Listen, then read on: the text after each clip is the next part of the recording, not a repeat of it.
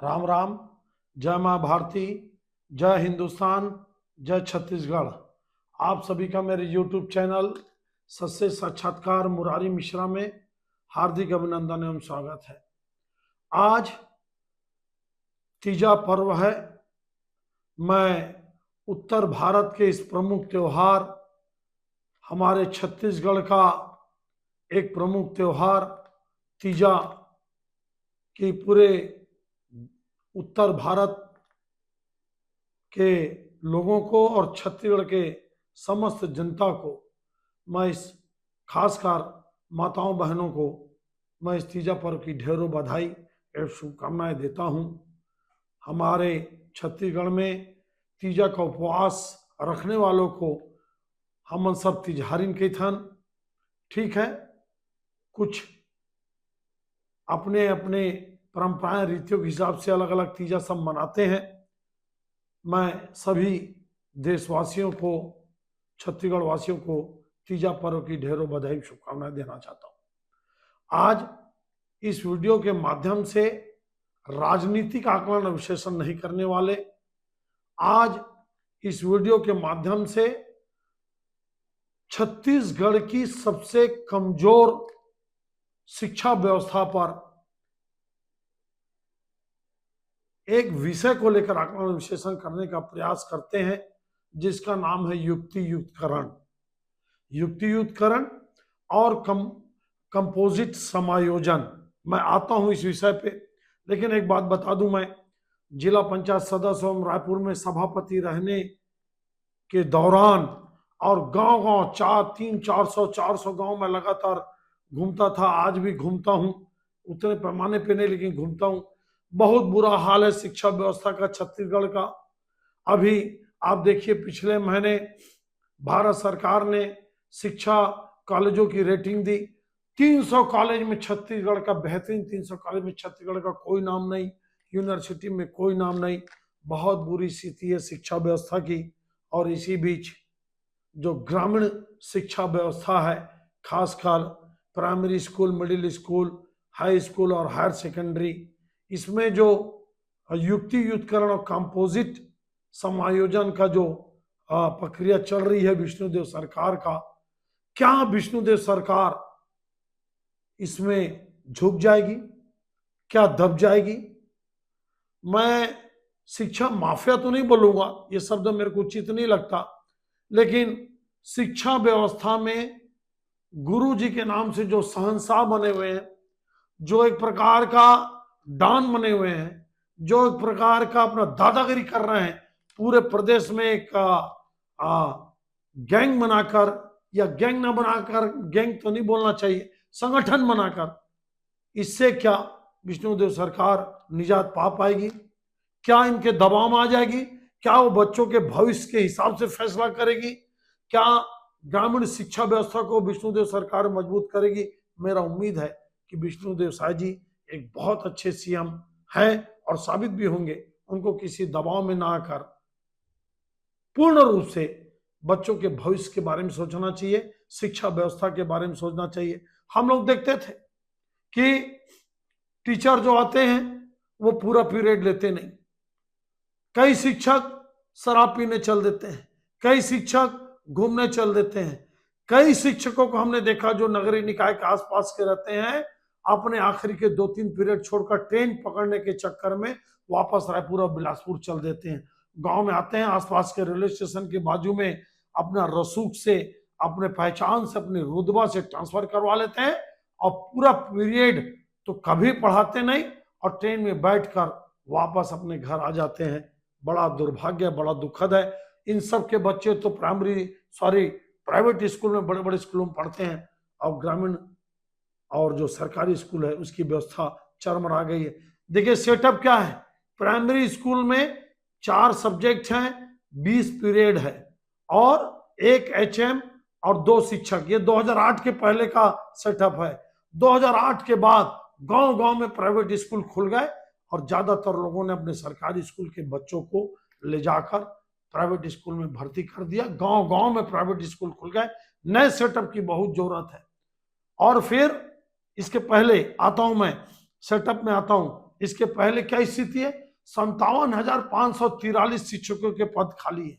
ये जो शिक्षक संघ है, जो शहंशाह लोग हैं, जो एक प्रकार के संगठन में और शिक्षा व्यवस्था में दादागिरी चलाते हैं, इनका कहना यह है कि आप समायोजन युक्तियुक्तकरण मत करो, आप पदोन्नति दो और सीधा शिक्षा का भर्ती करो। सरकार के पास पैसे नहीं है, सरकार के पास बजट ही नहीं है। आप ध्यान रखिए, आप 57,543 शिक्षकों को भर्ती करने का सरकार के पास बजट नहीं है। फिर सबसे बड़ा प्रश्न ये उठता है कि जिन स्कूलों में एक भी बच्चे नहीं है, वहां भी 3-3 4-4 शिक्षक है, HM है, फ्री का पैसा ले रहे हैं। जिन प्राइमरी स्कूल में 40 बच्चे होना चाहिए, वहां पे 10-10 टीचर हैं। जिन मिडिल स्कूल में 50 बच्चे के बाद 4 टीचर, एक सेटअप मैं बताता हूँ। मिडिल स्कूल में 4 विषय, 18 पीरियड, 1 HM और 4 शिक्षक होना चाहिए। 20-20 शिक्षक हैं, सब शहर के आसपास के, कोई राजनीति के कारण, कोई रुतबा के कारण, कोई पहुंच के कारण, कोई भ्रष्टाचार के कारण, और दूरस्थ ग्रामीणों में टीचर ही नहीं है। अभी शिक्षक संघ एक ज्ञापन दिया, 252 प्राथमिक स्कूल में एक भी टीचर नहीं, 46 मिडिल स्कूल में एक भी शिक्षक नहीं।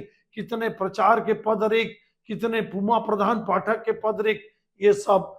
और ये जो शिक्षक संघ के जो दादा लोग हैं, या शिक्षक संघ के जो संगठन के अध्यक्ष लोग हैं, ये किसी कीमत में युक्तियुक्तकरण नहीं चाहते। ये नहीं चाहते, चाहते सीधा पदोन्नति दो और भर्ती करो। लेकिन विष्णुदेव सरकार 2 अगस्त को जारी करी है आपका स्कूलों का युक्तियुक्तकरण के लिए, और 11 अक्टूबर तक डेडलाइन है शिक्षकों का युक्तियुक्तकरण के लिए। कलेक्टर के मार्गदर्शन में पूरी कार्रवाई हो रही है। ब्लॉक और डिस्ट्रिक्ट लेवल पर कमेटियां बनी हुई हैं। क्या स्थिति है, क्या लगता है आपको? देखिए, आप इस बात को समझने का प्रयास करिए। हायर सेकेंडरी स्कूल में 32 पीरियड और एक प्रचारक, 11 शिक्षकों का सेटअप है। ये 2008 का है, ध्यान रखना। हाई स्कूल में 6 विषय, 12 पीरियड, एक प्रचारक, 6 शिक्षक, 2008 के पहले का, 2008 का setup. Middle school 6 subject, 18 period, 1 HM, 4 शिक्षक। प्राइमरी में 4 विषय, 20 पीरियड, 1 HM और 2 शिक्षक। युक्तियुक्तकरण के बाद प्राइमरी में होंगे 2 शिक्षक, आपके मिडिल में होंगे 4 शिक्षक, हाई स्कूल में होंगे 6 शिक्षक, और हायर सेकेंडरी में होंगे 10 शिक्षक। अब आप बताइए, 54,543 पद खाली हैं।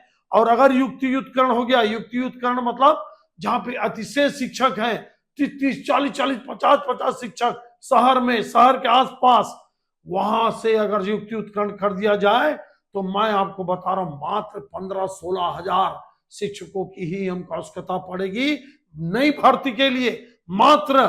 अब आप बताइए, जहां स्टूडेंट नहीं वहां शिक्षक मतलब स्टूडेंट से ज्यादा टीचर की भरमार है। ये ऐसे में क्या शिक्षा व्यवस्था चलेगी? क्या ऐसे में बच्चों का भविष्य बन सकता है? क्या दादागिरी से, क्या पहुंच से, क्या पैसे में, भ्रष्टाचार में क्या ट्रांसफर होंगे? क्या ट्रांसफर रोक दिए जाएंगे?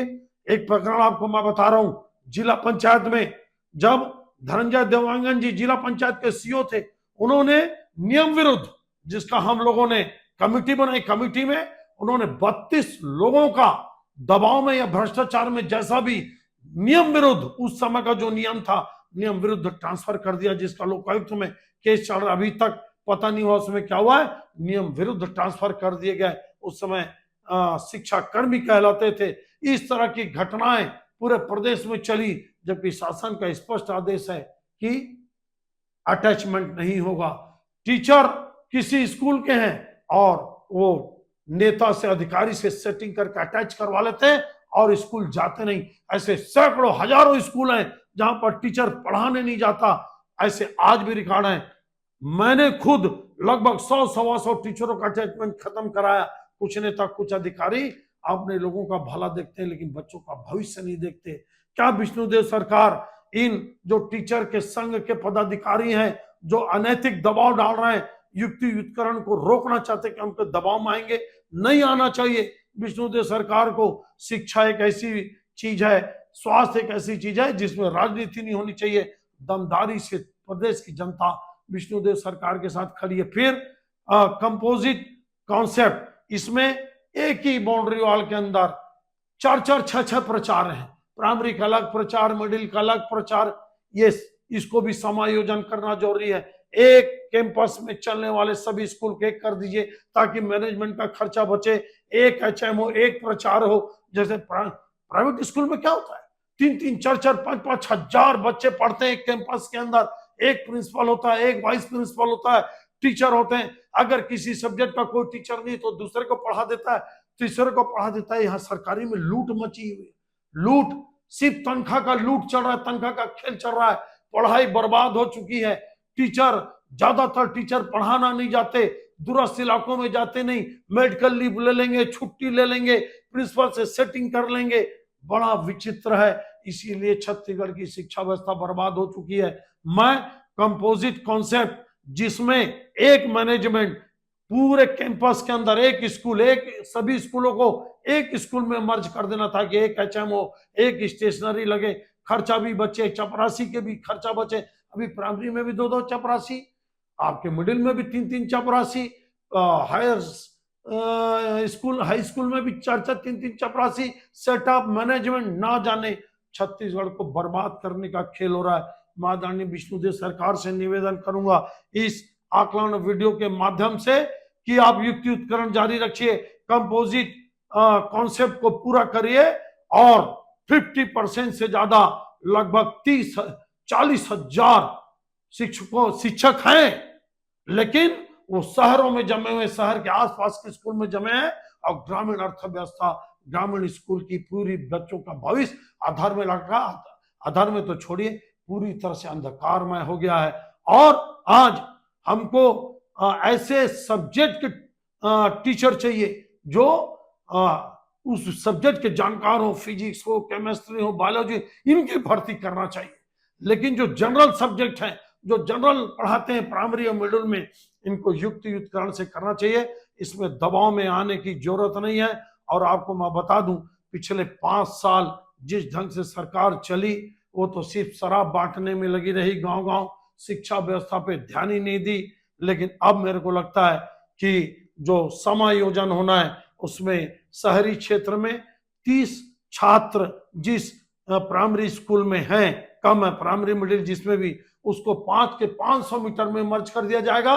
और ग्रामीण क्षेत्र में 10 से जहां शिक्षा स्टूडेंट कम है और जो इनकी दूरी 1 किलोमीटर है, 1 किलोमीटर की दूरी में उस स्कूल को मर्ज कर दिया जाएगा। मैं स्वागत करता हूं और मैं उम्मीद करता हूं अपने इस वीडियो के माध्यम से, अगर विष्णुदेव सरकार तक ये मेरी बात पहुंच रही है, हर पालक को, हर ग्रामीण क्षेत्र के जागरूक युवा को, साथियों को, हर अपने बच्चों के भविष्य के लिए इस विष्णुदेव सरकार के युक्तियुक्तकरण, जिसको समायोजन कहेंगे, और जिसमें 10 से कम छात्र हैं उनको 1 किलोमीटर के अंदर ग्रामीण क्षेत्र में मर्ज किया जाए, ताकि टीचरों की व्यवस्था हो सके। और शहरों में 500 मीटर में जो 30 छात्र हैं, और उसी तरह से कंपोजिट कॉन्सेप्ट जिसके बारे में बताया, और युक्तियुक्तकरण जहां पर 4 शिक्षक चाहिए शहरों के आसपास, और शहर में वहां 40-40 टीचर हैं, और जहां पे एक भी टीचर नहीं है, वहां पर युक्तियुक्तकरण किया जाए। इसका मैं पुरजोर समर्थन करता हूं। और शिक्षा व्यवस्था में जो दादागिरी चल रही है, खत्म करिए। ये जो दादा बने हुए हैं शिक्षक संघ के नाम से, इनको दूरस्थ अंचलों में भेजा जाए, बस्तर और सरगुजा में भेजा जाए। ऐसे पदाधिकारियों को जो कभी जीवन में स्कूल पढ़ाने नहीं जाते और नेतागिरी करते हुए राजधानी में घूमते रहते हैं, इनकी नाड़ी को ठंडा किया जाए और इनकी राजनीति को खत्म किया जाए। और इनको राजनीति करना है तो ये शिक्षक पद से इस्तीफा दे और राजनीति में आए।